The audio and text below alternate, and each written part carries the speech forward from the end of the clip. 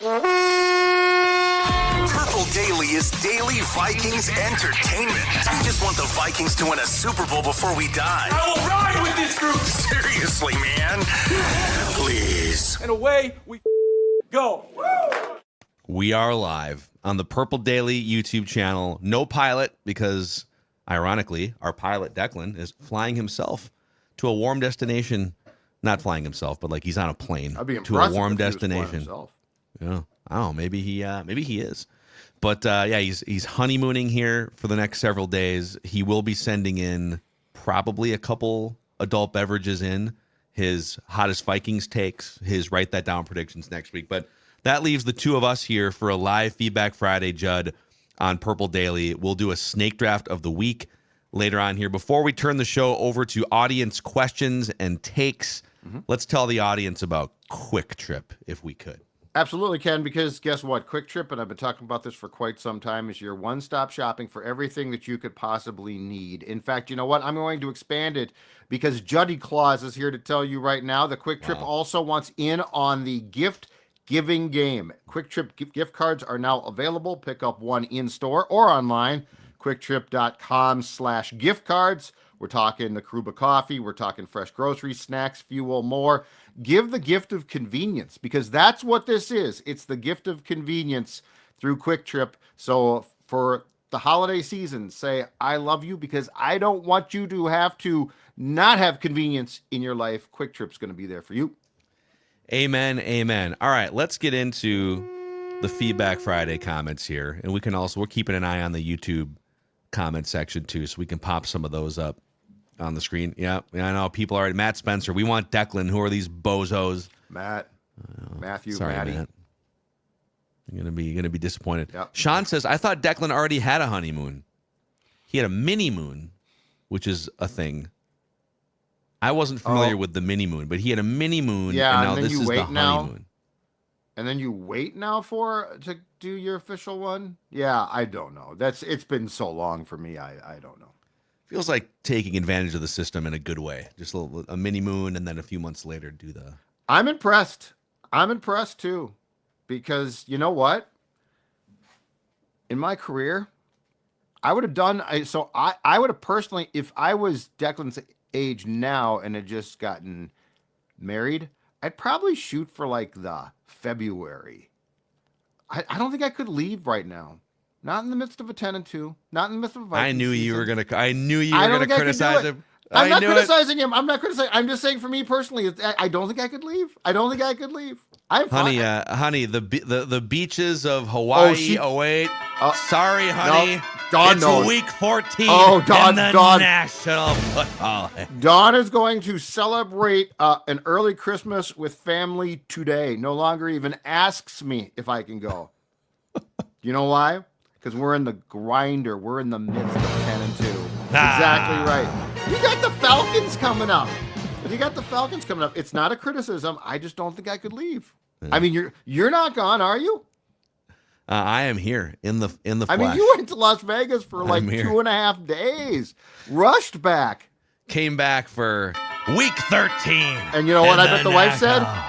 Typical Phil, not surprised at all.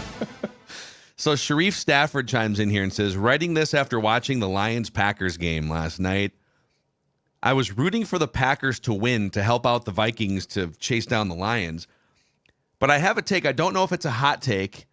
If the Vikings can get the number 1 seed, which is getting smaller and smaller each week, I would rather the Lions have the number 1 seed and play them for a third time in the playoffs than go to Philadelphia if the Vikings make it to the NFC Championship game. The Lions seem to be more beatable now than they have been all season, especially if Sam Darnold can continue to play mistake-free football. I do realize the Vikings could also have to go on the road to both if certain scenarios play out, which is what will probably happen, giving the Vikings luck and history. Appreciate you guys. Right now, would you rather play a road playoff game at Eagles or at Lions? Oh, God. I probably would take the Lions because they're so banged up defensively, which I think at some point in time is going to bite them. It didn't last night completely, but I probably would go Detroit. I get his point. But I mean, it's not like I think one is this slam dunk, right? It's not like I think, oh, the Lions are the slam dunk. I get the point. But yes, just based on injuries right now, I probably would take Detroit. But Yeah, it's tough. kind of disrespectful to even like they're both awesome teams. Yeah. And they're both the Eagles in particular with that defensive front, they can get pressure without, to your point about the Lions defense being ravaged. Also, Saquon Barkley is having an historical year. We talk about Derrick Henry with the Ravens, but I mean, Saquon Barkley might break the single season rushing record. Extra game, but Right. still. And he can catch passes out of the backfield, an elusive quarterback that's tough to track down. So the atmosphere in Philly, I think it's, to me, they're both awesome teams, even with the Lions being ravaged. I think the familiarity of knowing the Lions would make that game more likely be close. Like, there's a chance you go to Philly and Sam Darnold goes blue screen of death. I just feel like the Lions so well, it's going to be a close game. Mm-hmm. And I think I would take my chances on KOC in a close game. And then Dan Campbell gets too aggressive on a fourth down or something. But that's the thing. So if we were to rank the three, so the three alternatives as coaches right there, okay? Big game. Who do you most want? Kevin O'Connell, Nick Sirianni, Dan Campbell? Oh, man. Okay, I told you this on Royce Unchained today. Dan Campbell, and there is a kind of a similar question coming down the pipe here for the next one, but Dan Campbell is the Lions are either going to win the Super Bowl based on Dan Campbell's absolute brute aggressiveness, like last night. Yep. Or much like in the NFC Championship game against the Niners, they're going to lose the Super Bowl or the NFC Championship game. There's really no in between. It's going to be like, hey, it's a close game, and the Lions are going to do something psychopathic, like go for it at their own 28-yard line like they did last night, or go for it with a 35-yard field goal already, ready to kick. I actually loved that last night because they knew that their defense was having a hard time stopping the Packers, and there were still going to be like 45 or 50 seconds left on the clock to get to field goal range. Mm-hmm. And so he's saying in that moment, I trust the best offensive line in the NFL to get us a yard more than I trust a 3-point lead with them having the ball against our ravaged defense. Let's just keep the ball. I don't disagree. And plus, too, it is also, that's what he does. Like, if that was out of character, I'd be like, what are you doing, right? But it's not. He goes for it on fourth down. He always does. But the issue is in a playoff game, because playoff games are weird, and the flow of playoff games are very different. The issue is in a playoff game, Goff trips and gets touched. And now he's down. Yeah. Like that's the thing about that. Like that, go back, that San Francisco game was really weird. But that's how playoff games flow. They flow differently. But, I mean, he's been good. Sirianni, he's been to a Super Bowl, so I can't criticize him too much. But do I completely trust him? I don't know. Yeah. Prone to weird things.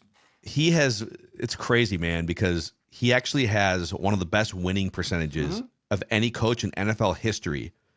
But he also has this weird stretch at the end of last year for 2 months, and then even like at the beginning of this year, where the team was kind of off the rails and it was chaotic and it looked like he was going to get fired.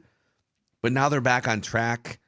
So it feels a little unstable at times in Philadelphia, but I mean, credit to them the last 2 months for shutting a lot of people up, probably including us. Yep. So Chancey and Fargo, one of our OG friends on Vikings Vent Line here, he says, truth. Give us the truth. Who would you rather have as Vikings head coach? Kevin O'Connell or Dan Campbell? Ooh. And he says, you can't say, well, Dan Campbell has Ben Johnson, because then you would say, KOC has Brian Flores.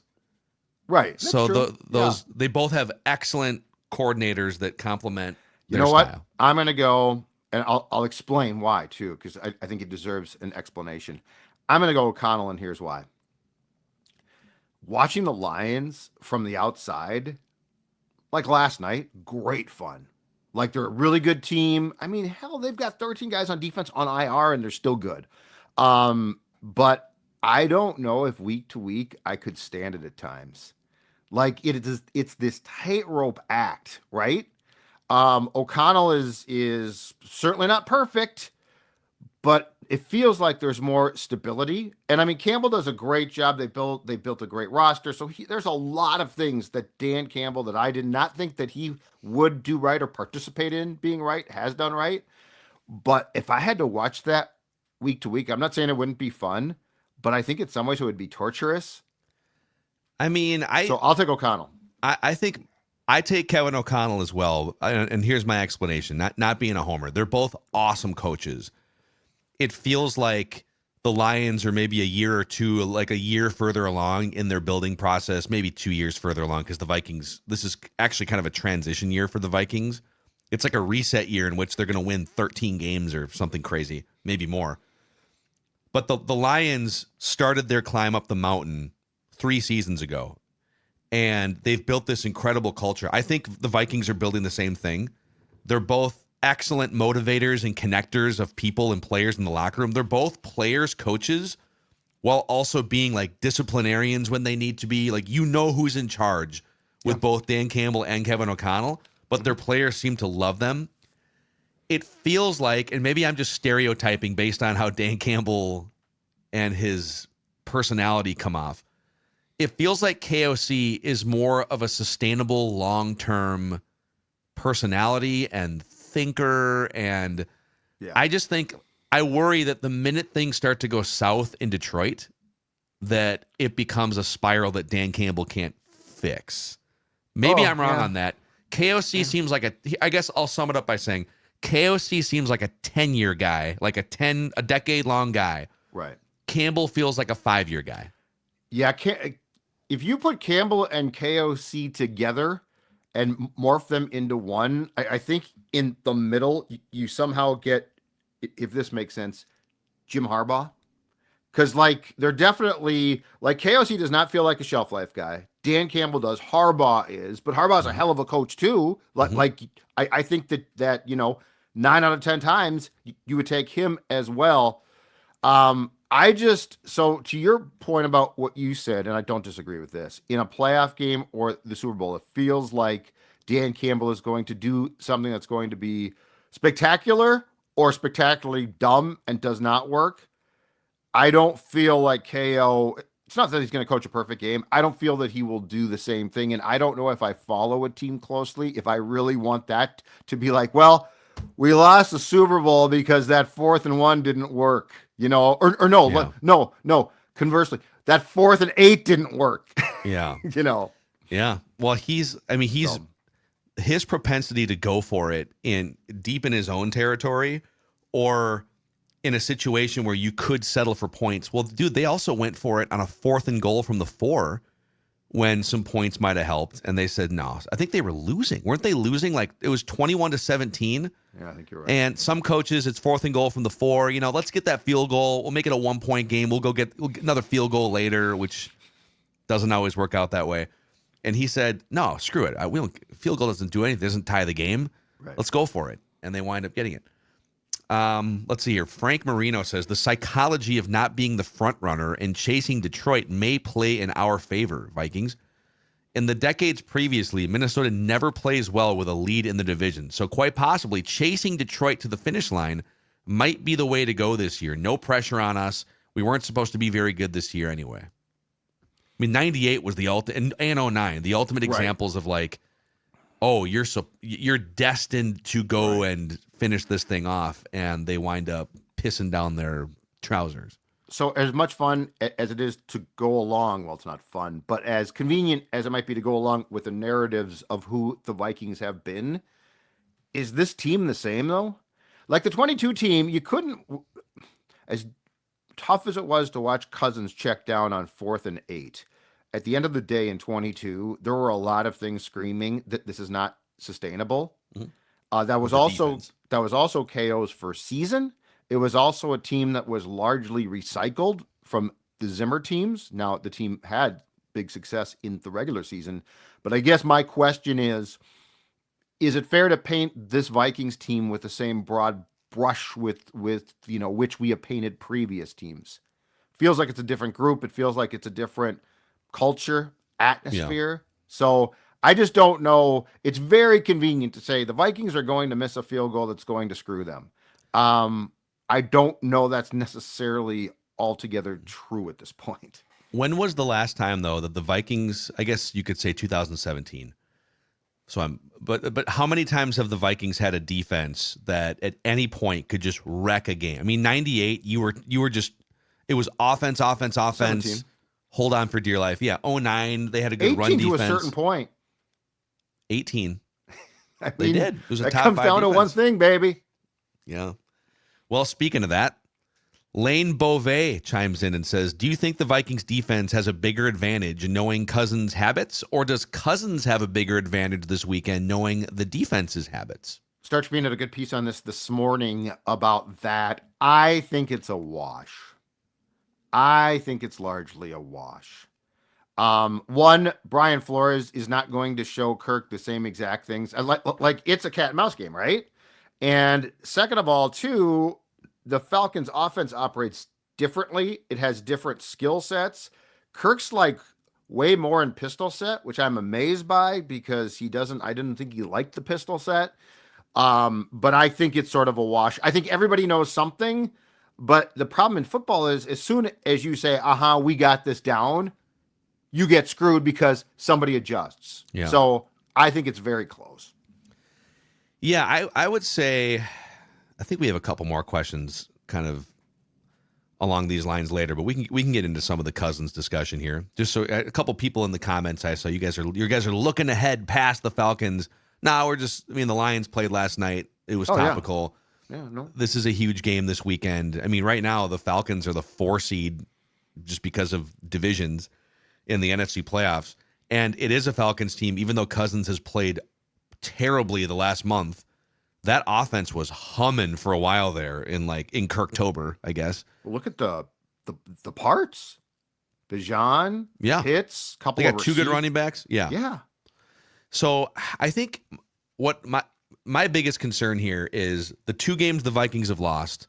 It's 2 really good, savvy, veteran pocket passer quarterbacks in Jared Goff and in Matthew Stafford, dissecting the middle of the field, taking, based on whatever the Vikings are doing, replacing the blitzer with a pass, right? Like they just kind of knew from play to play to play, Jared Goff, Matthew Stafford, here's how we're not going to go crazy hunting for, let's get that little 15-yarder here, little 12-yarder there.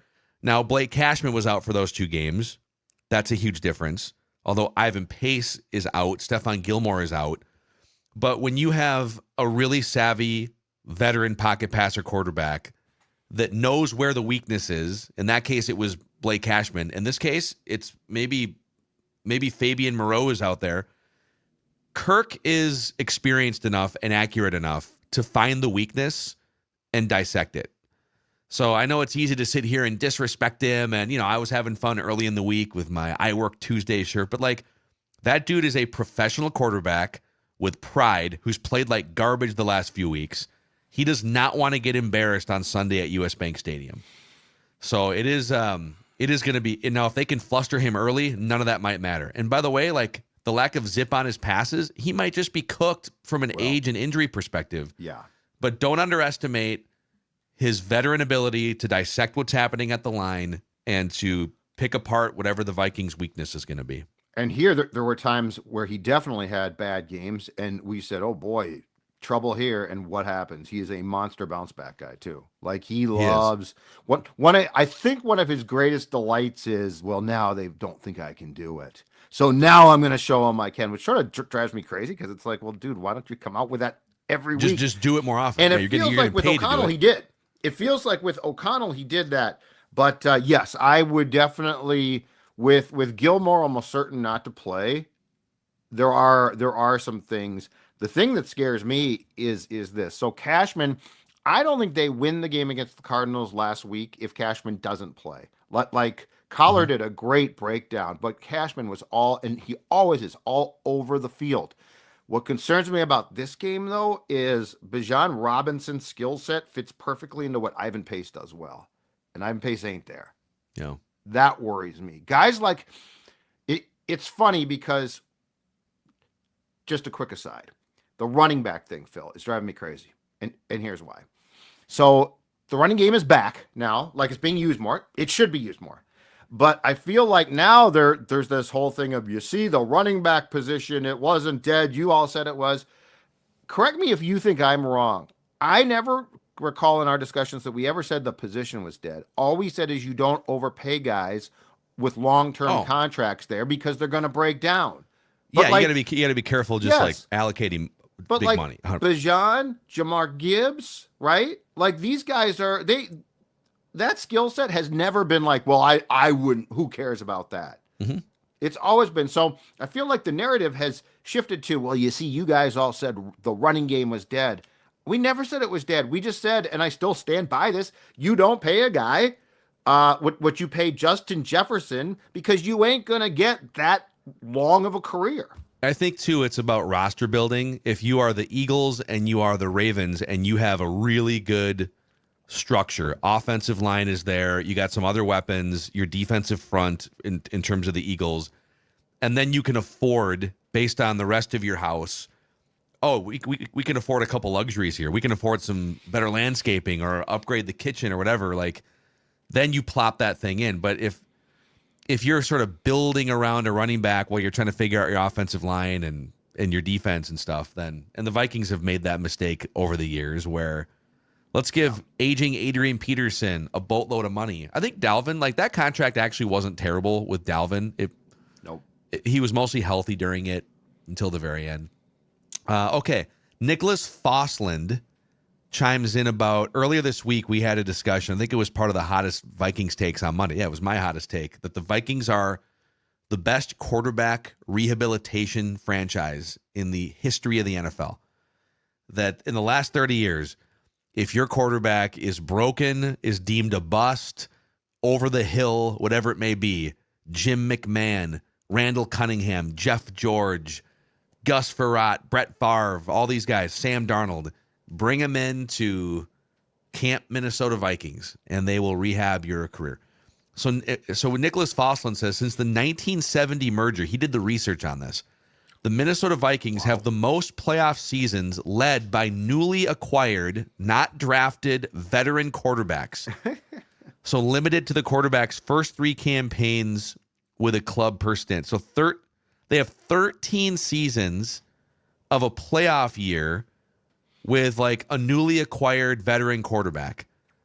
So Vikings have 13. The Chiefs have 10. Yep. The Broncos have 9. Yep. The Rams have 8, but 2 Super Bowls, and the Buccaneers have 7.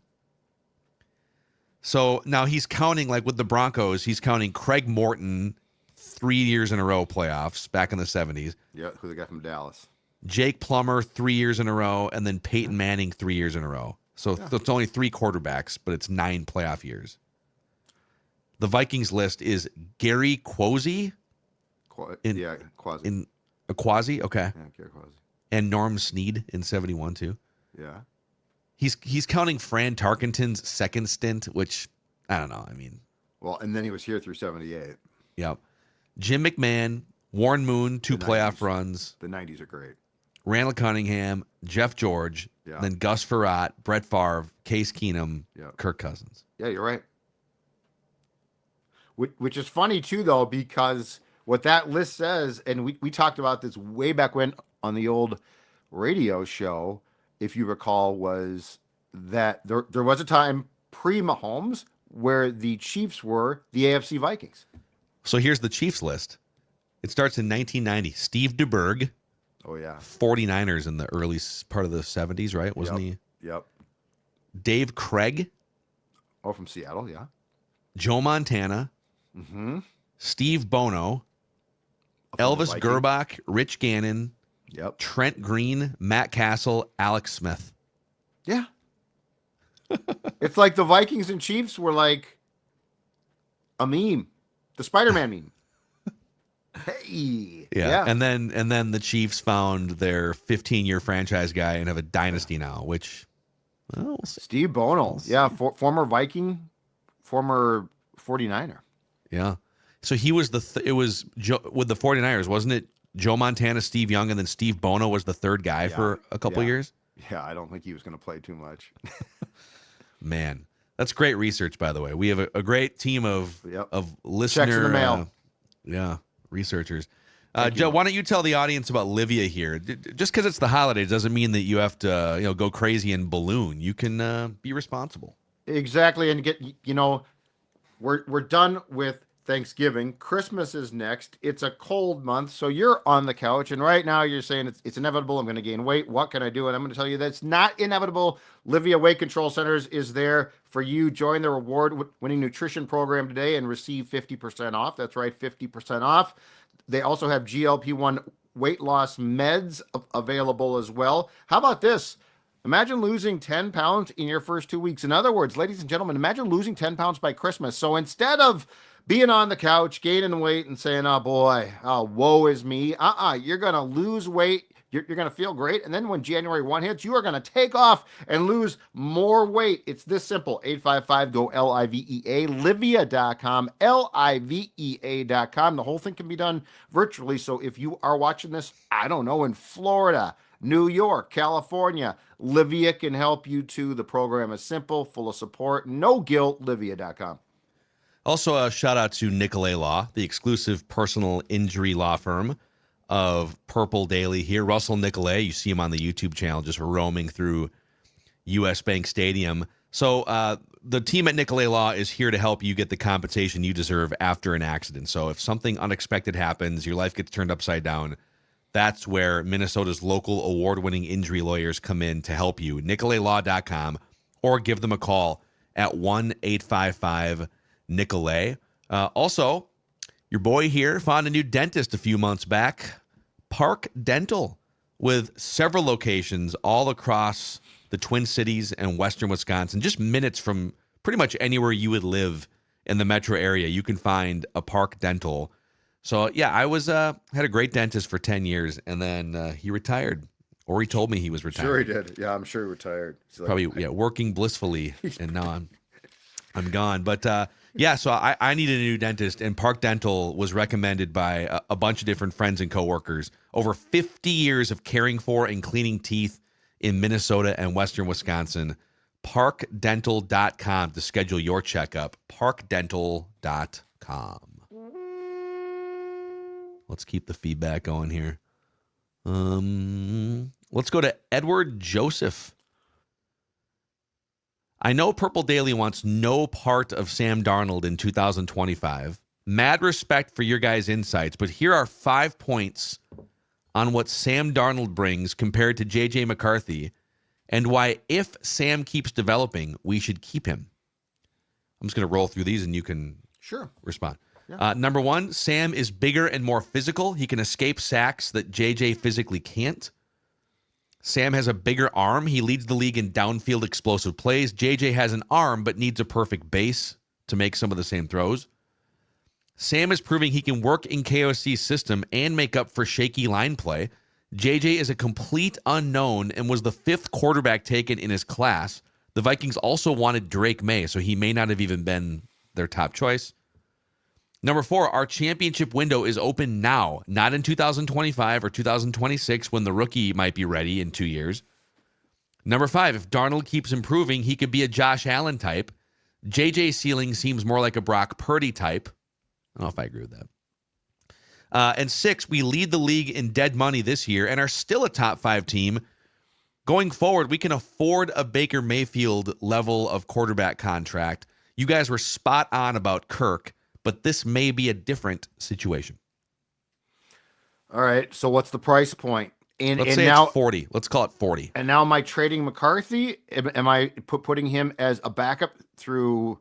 So if I sign Darnold to a 3-year contract, now I am 4 years into. I'm basically into the 5th-year option of McCarthy's contract. So at this point in time, it doesn't even make a ton of sense not to trade him. I just don't.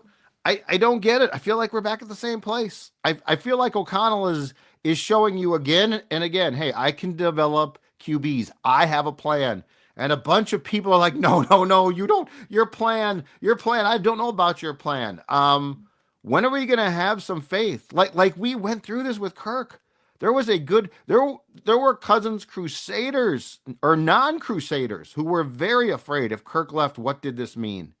I just can't get on board with this sudden, like, well, now you have to keep Sam. don't forget, ladies and gentlemen, he threw 5 picks in 2 games. Starting with the game in London, he had like 3 consecutive games where I think JJ McCarthy would be starting right now. So I just look, all those points are fine. I'm not trying to be a jerk about this, but I feel like we're banging our head against the wall and trying to explain the logic of why the Vikings are trying to do what they are doing. And if they were truly going to keep, like if they had decided, you know what, we are reversing course, Sam's our guy. They don't kick the tires and do this Daniel Jones thing. Like they were aggressive in getting him here. Why? Because they want him as the backup next year to McCarthy. But I think now more than ever, Kevin O'Connell deserves the benefit of the doubt here. Not like, oh, now you're making a big mistake. Yeah, I think. And I get all the points, by the way. Like, it's fine. What's more complicated about this is the fact that the football world thought Sam Darnold was worthy of a number 3 overall pick. And I know a lot of people are going to say, well, who cares where a guy was drafted? Like, this is reality now. But there was something in him coming out of USC, and we're seeing it manifest now after 6 or 7 years. It's finally, he is becoming what a lot of smart football people thought he was supposed to be when the Jets drafted him.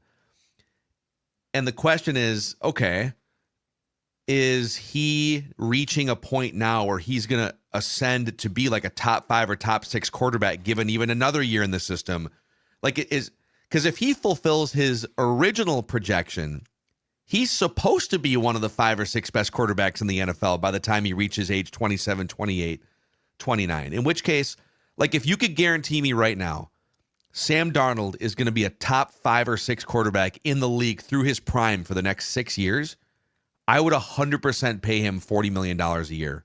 That would be a bargain if you could sign into that contract. But I just worry that we're seeing his peak.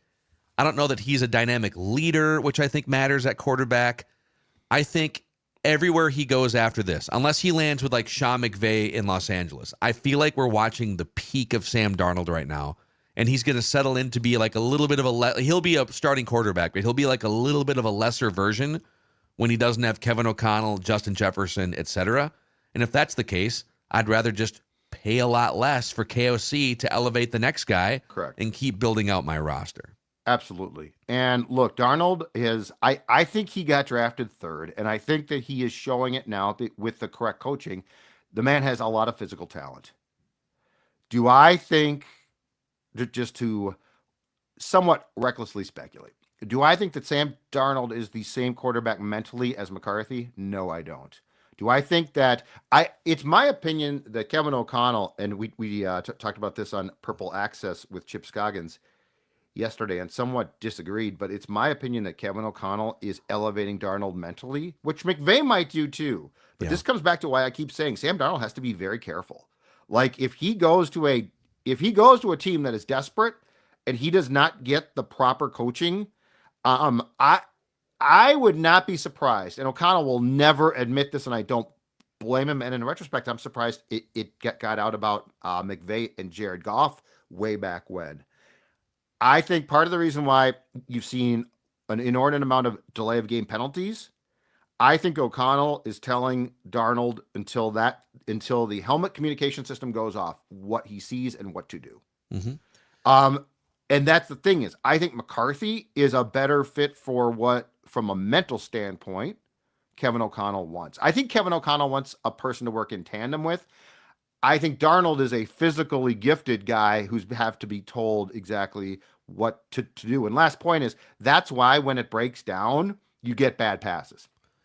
Yeah, and there's going to be, and I get that some of this is complicated by the fact that it's going to take J.J. McCarthy maybe a couple years to start to, but Elite Feet says we don't know that J.J. McCarthy is a sure thing. Right, but that was the same conversation we had at the end of the Kirk Cousins era is, well, Kirk Cousins is a known commodity, a sure thing. Okay, but like the sure thing is that you're not winning a Super Bowl with him as your starting quarterback, certainly paying him that much. Right. And well, I would argue Sam Darnold's not even a sure thing. We've seen it for like 12 games. At least Kirk, we had an 8-year body of work with Kirk, for God's sakes. when Darnold got signed, we scoffed and laughed. Correct. So but I'll tell you what a sure thing is. Kevin O'Connell elevates quarterbacks. Correct. That's a sure thing. Thank you. That's the point. Like, can we all agree that he has a vision for this? It's like he keeps trying to prove, okay, I took Kirk.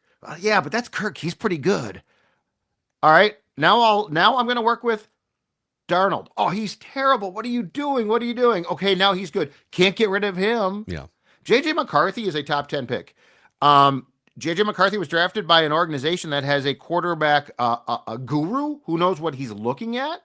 And now we would want to say, well, but hold on a second here.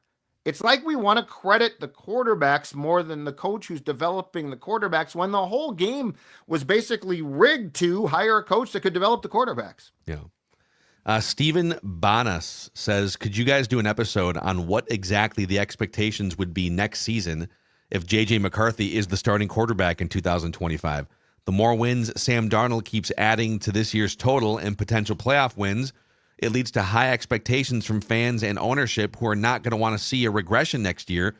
What if Sam Darnold gets you as far as the NFC Championship game? Would you be okay with JJ going 9-8 in 2025? Oh my God. Okay. One is we thought Sam Darnold was going to win about 6.5 games. The other thing is oh my God, I feel like we're just not seeing this clearly at all. The defense has played a key role, right? And this is beating a dead horse. Why is the defense better? Because you had money to spend on the defense. So you're telling me with Darnold, you now want to tie up more in the quarterback again with a young, cheap QB and potentially Jones, who, by the way, laugh at Daniel Jones all you want. We laughed at Darnold. This to me is, we have seen veteran quarterbacks.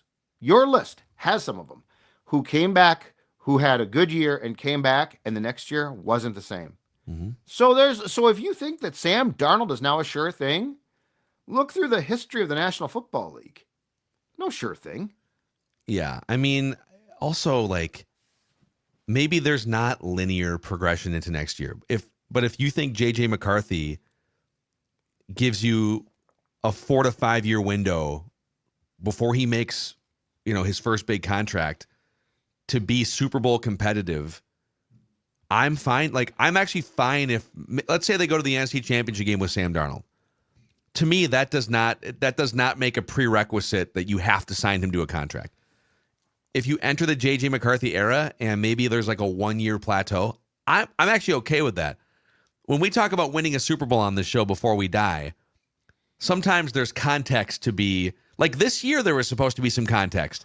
Hey, they're probably not going to win a Super Bowl this year. Well, when you got the defense and you've got the roster and you've got the head coach and the right coordinators.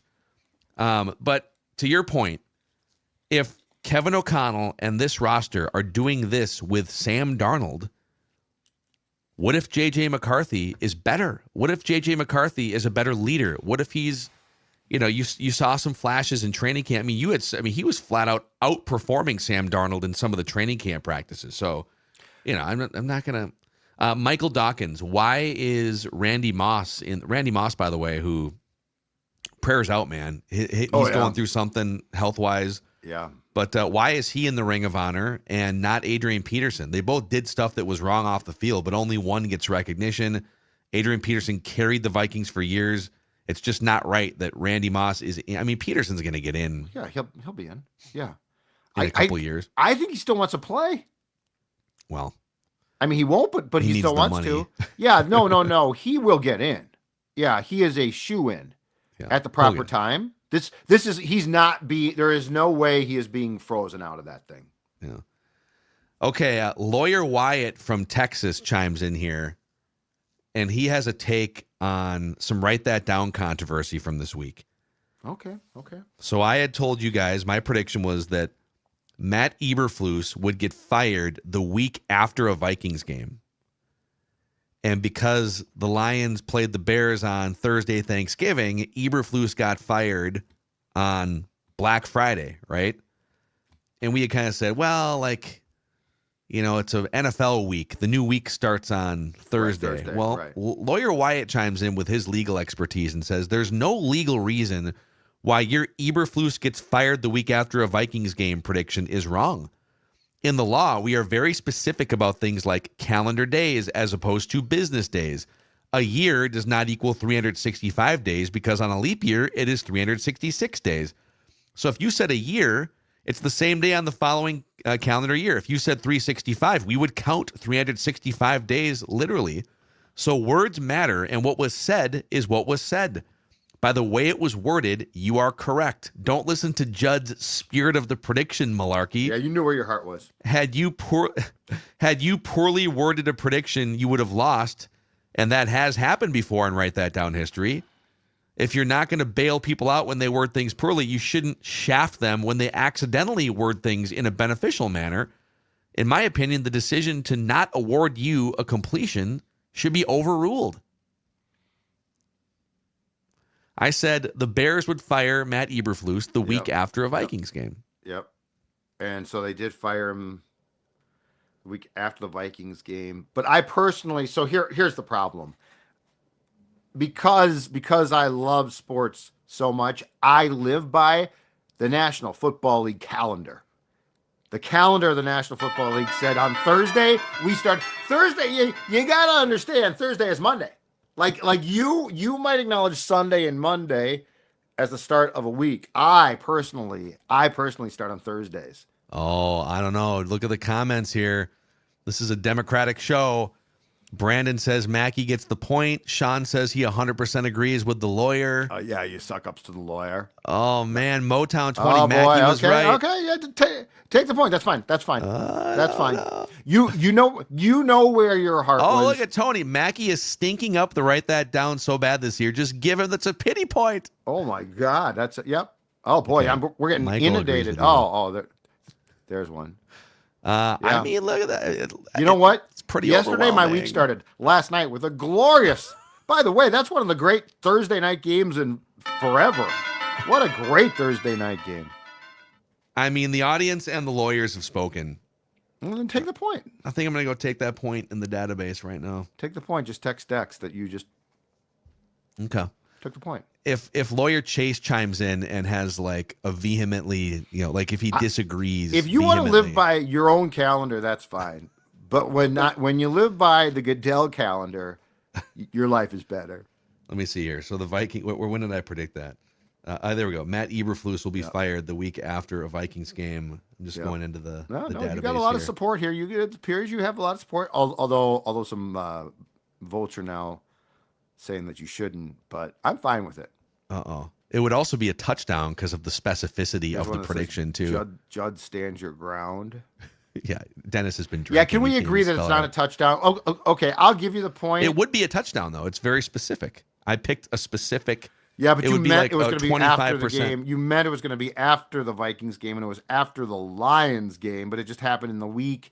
Again, you're not observing the calendar as I do, so.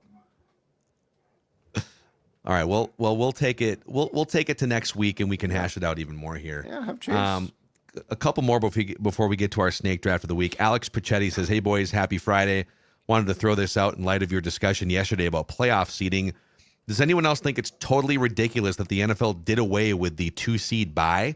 Not only did we drop a preseason game to add a regular season game, now we are adding this other completely unnecessary playoff game. Wild card and divisional weekend were already awesome. Nobody was crying out for the extra game.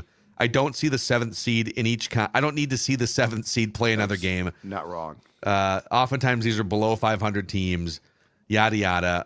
I know the league will never vote to have less games, but I really hate that they added the 7th seed and took away the second bye, which the Vikings could very much be in the mix for that. I don't because you have to win your division to get the second bye. But But I don't disagree with the point because the 7th seed I don't need to see. I'm with him on that.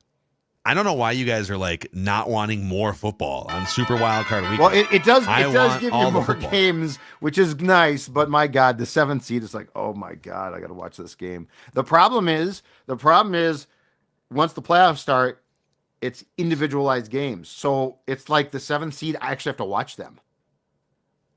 I can't be flipping around and go but red they're not, zone. Dude, weren't the Buccaneers a 7 seed last year? Don't worry. They'll expand it to. We're going to 18 games. They'll expand it out. Don't worry about it. And then Nate Ball says 2 pieces of feedback, one for the show and one for the viewers. Number one, it seems like the hottest takes segment on Monday has gotten away from being hot takes and somehow has become the 3 of you each presenting a pretty reasonable opinion and then backing it up with crazy obscure facts. No, I'll get to the second one here. That's more you, I think, on crazy obscure facts. I don't think I use a lot of crazy obscure facts because I don't look a lot of stuff up. I mean, I look some stuff up, but not crazy obscure facts up. Are we not being hot enough with our hottest takes? You can't do. I get the spirit because I've thought about this. You can't do like just a piping hot like when I said after the Jets game in London, I would make the move to McCarthy if you could. That is a piping hot take. Yeah. I don't feel like that type of take is presented every single week.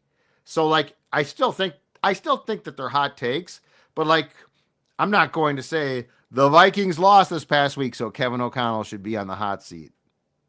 Okay, Tony Ebenson says, yeah, all right. I mean, okay, challenge accepted. Yeah, I was going to say though, but like I feel like our hot takes on Monday weren't terrible.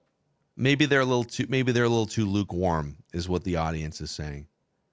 Okay. Yeah, the Broadsword 95 room temperature takes. We will take note of this criticism. All right, well, okay. I'll think about this. Yeah. But I don't know that it's possible to have a piping hot take every single week. And then Nate Ball says, Ventline has gotten boring. It might just be the team's success, but I miss the days of getting on Ventline live after a game and being blown away with overreactions and negativity. Oh, yeah. I can't handle all the positivity we've seen lately. Sorry. I want to hear some angry rants this weekend on Ventline. Is that too much to ask for? I mean, the team is winning. So if they lose, it's not going to be like, if they lose, believe me, if Darnold does not play well, if Kirk lights them up, you will hear people upset overreacting. Yeah. They are 10-2. It's hard because like they weren't supposed to win more than like 7 or 8 games. Yes. And they're one of the best teams in the NFL. So the gap between people's expectations have been so far surpassed. It's hard to even get mad when they play like garbage, right? And that goes perfectly into your piping hot takes aren't piping hot enough. They're 10-2. Like Kevin O'Connell should be concerned about his job because he lost 2 games. Like if you think about it, like the really hot takes are born out of consternation, aren't they? Yeah. Well, and QR code says you can't vent after a win. And it's funny because when Ventline started back like 11 years ago, it was a radio show on 1500 ESPN, and we are the founding fathers of that radio show. But we had those, and they were bad. It was like the Leslie Frazier era. They were bad for a couple of years. Yeah. And so it legitimately was a Ventline. And then they started to get good in the Mike Zimmer era, and we had these discussions like, should we change the name of the show? Or like, does it work when they win and they're doing well? Do we have to, because can you vent after I don't know, like the word vent it doesn't align necessarily with if they're doing well. You don't come on and like celebrate by venting. So there's some like cognitive dissonance between the name of the show and when they are 10-2. It sounds good though. It sounds good. Like what's it supposed to be? Vikings celebration line? That just lacks all oomph. Yeah. Yeah, that's alliteration. Vikings. Yeah, exactly right. You know what? It's a great show. It's fun. We'll leave the name alone. Okay. Yeah, I think that the brand has been around long enough. So, okay, we're going to get to our snake draft of the week here in just a moment, presented by Federated Mutual Insurance Company, which is like having a great offensive line for your business. Federated's been around since 1904, based in Owatonna, Minnesota. They're all about helping you focus on your business while they focus on safety, preventing claims, and risk management. So if you want to find out more information about Federated and their services and their history, or if you want to find a full list of industries that they specialize in, go to federatedinsurance.com, where it's our business to protect yours. All right, let's bring in producer AJ stepping up here from Judd's Hockey Show, from the Tom Bernard Show. AJ is going to be drafting in place of Declan today. Hey, everybody. How we doing today? What's going on, man? I know Dex is probably 35,000 feet up. I know he's kicked back. He's watching Civil War, which I'm trying to figure out if that I know our friend of the show, Miles Gorham, maybe anticipated the Avengers, like the Marvel Civil War, but I think he's watching like the newer, like American modern day Civil War. I'm not sure exactly. He did just text us here. Oh, he just got to the Salt Lake Airport. Okay. Let's see. Oh, so somebody at the airport bar tried to order 2 gin and tonics at the same time, but the city doesn't allow you. Salt Lake City doesn't allow you to order 2 drinks at the same time. Classic Utah. So he slammed the first one and then grabbed a second one. I think Declan is talking about himself. Some guy. Some guy. I just saw a guy at the airport. Guy, yeah. Great airport. I love the airport. Some guy wearing a small T-shirt and like skinny guy. Yeah, skinny guy. People, by the way, are complimenting AJ on his beard here. His wild playoff beard. Bad Dad Joke says AJ is basically just Jeremiah Searles with a beard. It changed my mind. I wish I was half the man that Jeremiah Searles is. And if you haven't checked it out, check out the most recent Trenches where he filled in for Alex Boone, because that was one heck of a breakdown. Good stuff. Yeah. Spartus says Judd needs to grow out his hair like AJ. No, it's not. It's not even possible. It's too late in life. It'd be fun to make that I'm happen. just happy to have at 55 the head of hair I still have. Okay. You do. You're doing not pretty growing well. out. Pretty well. So I believe the draft order. I believe it's my turn for the number 1 pick. Yep. We did Thanksgiving foods a couple weeks ago. Judd with the number 2 pick, and then AJ will slide in for Declan here with the number 3 pick. Snake draft 3 rounds, so AJ gets the back-to-back on that little wraparound. But this is a good time to do a Super Bowl contender draft. It's December. The Lions and the Packers played last night. The Vikings were in the mix. So we're going to draft. Excuse me, but is that really Declan who's jumped in the comment section? I don't do gin and tonics, but I am slamming whiskey juniors. Attaboy, Dex. Just amazing. Be passed out by the time you get to your destination. So the goal here is to draft teams that you think can and will win the Super Bowl. I know there might not be 9, but we're going to draft 9 total here, 3 each, and fill out teams. Mm-hmm. Any questions or concerns? No. No, I got none. I don't envy you. I think the 1 spot here might be the worst of the 3 slots. The 3 slots are always the best. I love the 3 slot. Age is in the catbird seat right here. I feel like, all right, it's kind of between, it's between 3 teams, but the Chiefs are sitting here on a dynasty. I know that their point differential is bad and the Lions are dominant, but I have to take the Chiefs number 1 here. I just think it kind of feels like those Warriors teams that got bored in the regular season, and then like once the playoffs started, or like the Bulls. I think there's another level to what the Chiefs are putting out there, and I will take them number 1 here in the Super Bowl contenders draft. Give me the Chiefs. All right. Okay. I will take the Lions. I'll take Detroit. Makes sense. Okay. Do you think there's any red flags that cause you consternation? Yeah, but I just think at 2 here, I'm like at Detroit, Philadelphia, which there also are when you get in the playoffs, potential red flags there. Buffalo. Yeah. So I'll go Detroit. So AJ gets back-to-back picks here. I mean, I'm first pick. I think this is like the no-brainer 3 slot. I'm just going to go Buffalo Bills, Josh Allen, that team out there in New York. They win in the snow. They win all the time. I mean, maybe the defense might be a little bit of a question mark as they get deeper into the year, but I mean, they're just so good. They're just so good. And then I'm going to immediately wrap around, not even think about it, with my back-to-back pick, the Philadelphia Eagles. Okay. I'm going to go Eagles.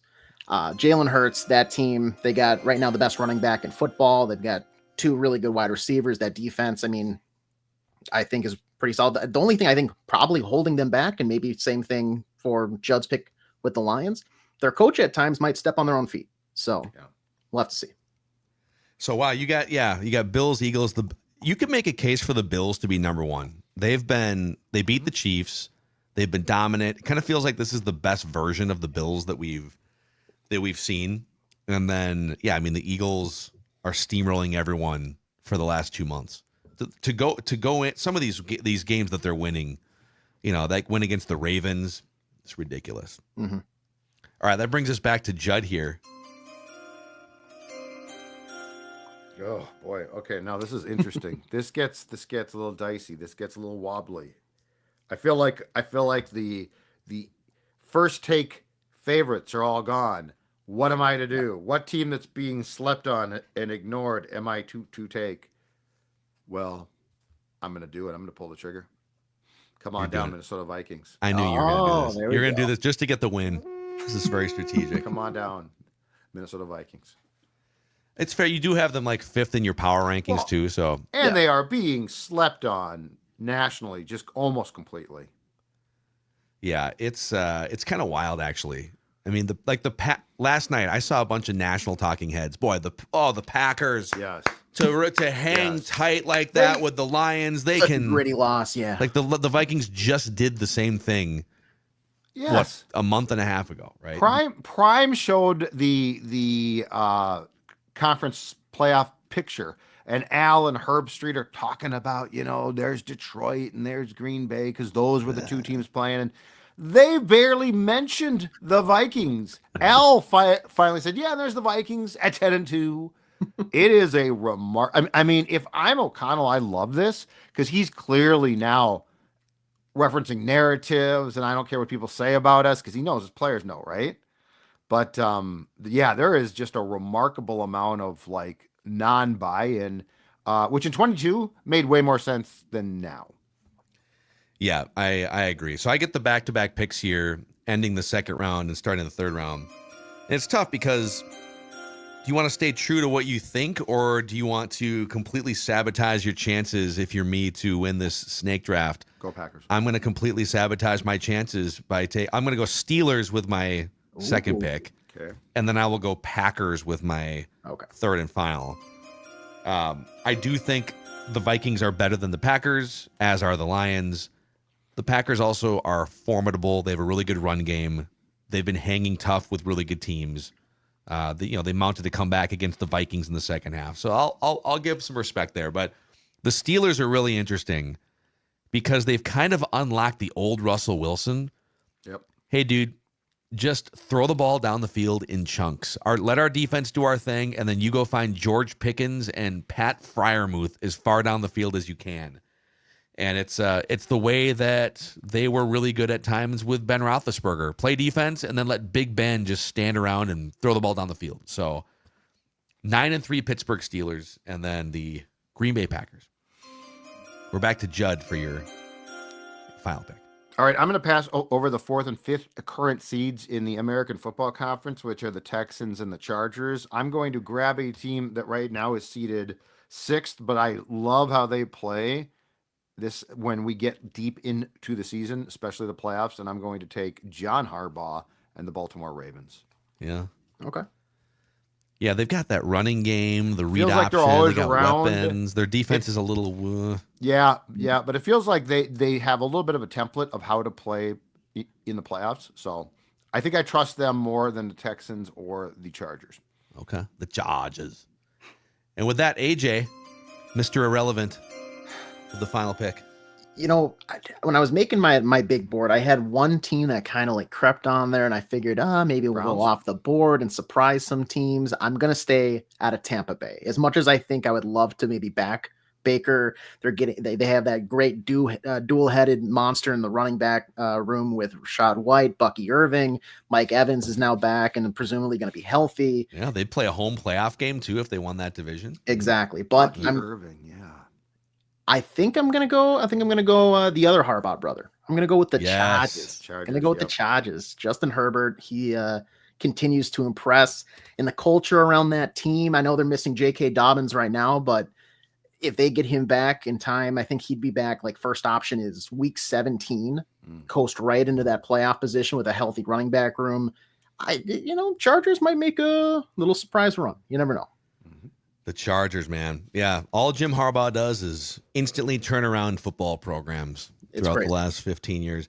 So, okay, with that, Judd, by the way, with 9 career victories. I'm looking at AJ. AJ puts together the public love. Yes, and I have not gotten around to updating with the most recent one, so I believe Judd actually might have 10 career victories. No, I'm pretty sure I destroyed those guys in the Thanksgiving. I got drubbed. Yeah. The Thanksgiving thing blew up. I should have taken turkey. I guess I should have just taken turkey. Let me see here.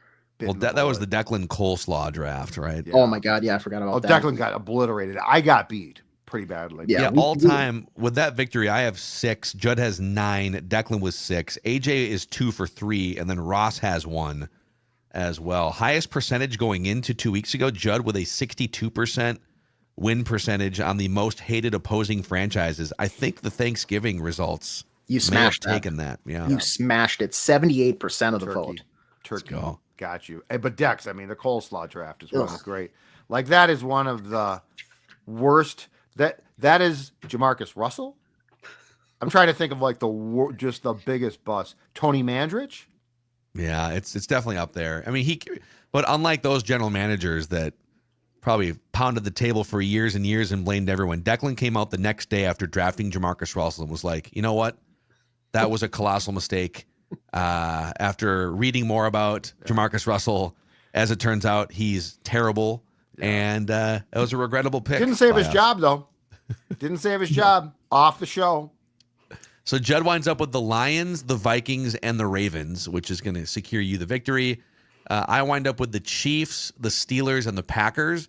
And AJ goes with the Bills, the Eagles, and the Chargers. So you can vote. AJ's going to put that up on the Score North Twitter account, Twitter/X, and the voting will start sometime here on Friday afternoon. It's our snake draft of the week. Nice work, Age.